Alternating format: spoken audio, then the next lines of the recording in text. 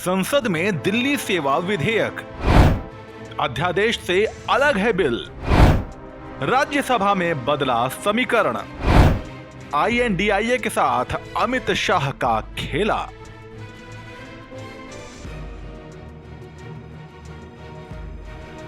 केंद्रीय गृह मंत्री अमित शाह ने जब 1 अगस्त को दिल्ली सेवा विधेयक लोकसभा में पेश किया तो आम आदमी पार्टी के साथ साथ विपक्ष के नए बने गठबंधन आईएनडीआईए के लिए भी ये किसी झटके से कम नहीं था। मई में लाए गए दिल्ली अध्यादेश से उलट दिल्ली सेवा विधेयक में ऐसे कई बड़े बदलाव कर दिए गए जिसे विपक्ष के लिए आउट ऑफ सिलेबस वाला सवाल ही समझा जा सकता है। नया बिल जहां एक तरफ केंद्र को दी गई संवैधानिक शक्तियों का प्रयोग करता है ताकि किसी भी तरह की कानूनी अड़चन से बचा जा सके, तो वहीं दूसरी तरफ दिल्ली के सीएम के पर और ज्यादा कतर दिए गए हैं जो अरविंद केजरीवाल की आप सरकार के लिए अच्छी बात नहीं है। दिल्ली सेवा विधेयक में काबा। दिल्ली सेवा बिल 19 मई को जारी किए गए दिल्ली सेवा अध्यादेश की हूबहू कॉपी नहीं है। इसमें 3 प्रमुख संशोधन किए गए हैं। बिल से सेक्शन 3A को हटा दिया गया है। इसमें दिल्ली विधानसभा को सेवाओं संबंधित कानून बनाने का अधिकार नहीं दिया गया था। इसकी जगह बिल में आर्टिकल 239AA पर जोर है जो केंद्र को national capital civil service authority यानी कि NCCSA बनाने का अधिकार देता है। पहले अथॉरिटी को अपनी गतिविधियों की एनुअल रिपोर्ट दिल्ली विधानसभा और संसद दोनों को देने की बात थी।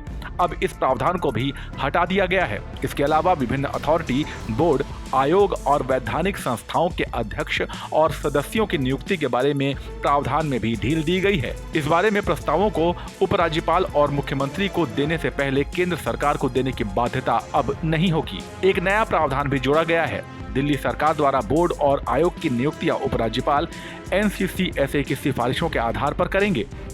इन नए बदलावों के बाद जहां एक तरफ दिल्ली सरकार की शक्तियों पर और ज्यादा लगाम लगेगी, वहीं कानूनी पचड़ों का चांस भी कम हो जाएगा। राज्यसभा में खेला होबे। लोकसभा में अकेले बीजेपी के ही 301 सांसद हैं। ऐसे में निचले सदन में तो दिल्ली सेवा विधेयक का पास होना पहले से तय था, मगर आपकी रणनीति राज्यसभा में इस विधेयक को गिराने की थी क्योंकि वहां एनडीए 101 और विपक्षी गठबंधन आईएनडीआईए 100 की संख्या बल के साथ लगभग बराबर थे। इसके अलावा छोटे छोटे कई दलों ने अपना रुख साफ नहीं किया था, मगर आंध्र प्रदेश और ओडिशा के सत्ताधारी पार्टियों के खुले समर्थन के बाद बाजी पलट गई है।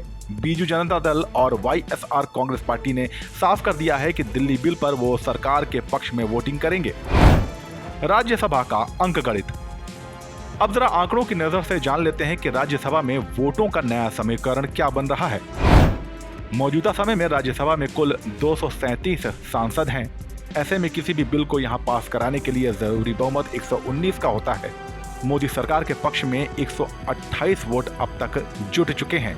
इनमें भाजपा के 92 सांसद, एनडीए में शामिल भाजपा को छोड़कर बाकी अन्य दलों के 11 सांसद, 5 मनोनीत सांसद, 1 निर्दलीय सांसद जो अपना समर्थन सरकार को देने का ऐलान कर चुके हैं, एनसीपी के अजीत पवार गुट के 1 राज्यसभा सांसद यानी कि प्रफुल्ल पटेल, बीजेडी के 9 और YSR के 9 सांसद यानी कि कुल 128 की संख्या केंद्र सरकार पूरी कर चुकी है।